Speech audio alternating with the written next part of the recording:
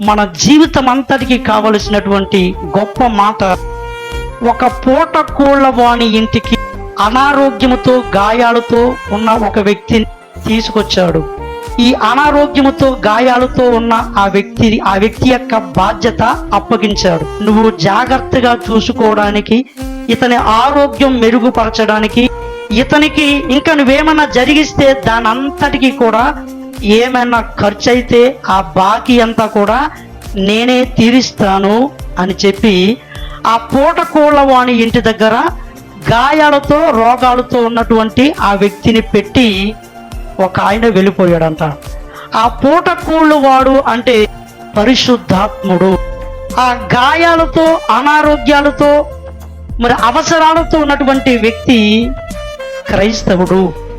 ఏ క్రైస్తవుడి జీవితము నిజంగా, ఏ క్రైస్తవుడైతే నిజంగా వాళ్ళ జీవితాన్ని పరిశుద్ధాత్మ చేతుల్లో పెట్టుకుంటారో వాళ్ళ జీవితానికి రోగాలకు స్వస్థతైనా, వాళ్ళకున్న అప్పులు బాకీలకు దేవుని యొక్క సహాయమైన, ఈ లోకంలో మనిషి చివరి వరకు కూడా తన జీవితానికి ఏమి అవసరం ఉందో ఏదైనా కూడా దేవుడే చూసుకుంటాడు. ఆ పరిశుద్ధాత్ముడే ఏ రోజుకి నీకు ఏ ఆదరణ కావాలో ఆ ఆదరణ ఇస్తాడు.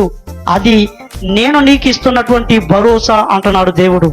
నేను మరొకసారి చెప్తున్నాను, ఎవరి జీవితాన్ని అయితే నిజంగా పరిశుద్ధాత్మ చేతుల్లో పెట్టుకుంటారో వాళ్ళ జీవితం ప్రస్తుతము అనారోగ్యాలైనా అప్పులైనా, ఇక జీవితంలో సంభవించబోతున్న ఏ ధైర్యం గుండెల మీద చేసుకుని ధైర్యంతో ఉండి నీ జీవితాన్ని సేఫ్గా నడిపించుకోవడానికి దేవుని బిడ్డలారా, నీ జీవితంలో ఏం జరిగినా నీకు ఏ రోజుకి కావలసిన ఆదరణ, ఏ రోజుకి కావలసిన సహాయం సంపూర్ణంగా నేను చూసుకుంటాను, నాది బాధ్యత అని చెప్పి ఇక్కడున్న వారందరికీ కూడా దేవుడు భరోసా ఇస్తా ఉన్నాడు. హల్లెలూయా.